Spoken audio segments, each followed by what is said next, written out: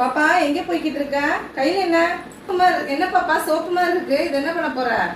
அம்மா இதெல்லாம் பழசாயிடுச்சுமா, டஸ்ட்பின்ல போலான்னு எடுத்து போனேன். டஸ்ட்பின்ல போட போறியா? சோப்பை ரீயூஸ் பண்ணலாம் தெரியுமா உனக்கு? பழைய சோப்பு எல்லாத்தையும் ரீயூஸ் பண்ணி புது சோப் ஆக்கலாம். உனக்கு நான் அந்த வீடியோ நான் பண்ணி காட்டுறேன் பாருவேன்.